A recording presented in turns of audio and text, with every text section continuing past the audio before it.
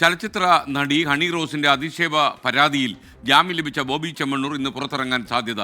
ജാമ്യം ലഭിച്ചിട്ടും കൊച്ചിയിലെ കാക്കനാടുള്ള ജയിലിൽ കഴിയുന്ന റിമാൻഡ് പ്രതികൾക്ക് ഐക്യദാർഢ്യം പ്രഖ്യാപിച്ചാണ് ഇന്നലെ ബോബി പുറത്തിറങ്ങാതെ ഇരുന്നത് എന്നാണ് ഇപ്പോൾ നടക്കുന്ന പ്രചാരണം. അതിൻ്റെ സത്യാവസ്ഥ എന്താണെന്ന് നമുക്കറിയില്ല. എറണാകുളം ജില്ലാ ജയിലിന് മുന്നിൽ നിന്ന് അശ്വിൻ പാലാഴി നമുക്കൊപ്പം തത്സമയം ചേരുകയാണ്. Ashwin, good morning. യഥാർത്ഥത്തിൽ ഇദ്ദേഹം നാടകം കളിക്കുന്നു എന്ന രീതിയിൽ ബോബിയെക്കുറിച്ച് പുറത്ത് പരാതികളും ടെലിവിഷൻ ചാനലുകളിൽ വാർത്തകളും ഒക്കെ വരുന്നുണ്ട്. അപ്പോൾ ആ ഒരു സാഹചര്യത്തിൽ ഇന്ന് അദ്ദേഹം ബോണ്ടൊക്കെ ഒപ്പിട്ട് കൊടുത്ത് പുറത്തിറങ്ങും എന്ന് തന്നെയാണോ നമ്മുടെ വിശ്വാസം? അതോ ഇന്നും എന്തെങ്കിലുമൊക്കെ നടക്കുമോ?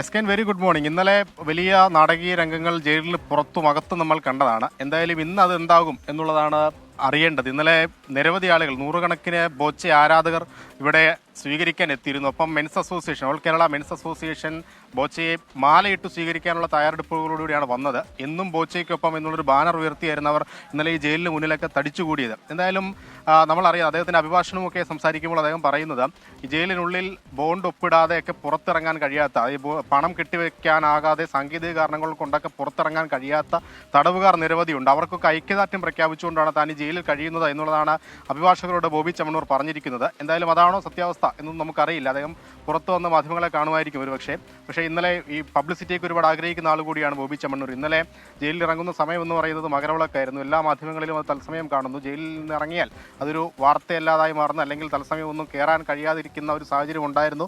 ഒരുപക്ഷെ ആ ഒരു കാരണം കൊണ്ടാണോ ഇന്നലെ ഇറങ്ങേണ്ട ഒരു തീരുമാനത്തിലേക്ക് എത്തിയത് എന്നൊക്കെയുള്ള ചർച്ചകൾ സജീവമായി സോഷ്യൽ മീഡിയയിൽ നടക്കുന്നുണ്ട്.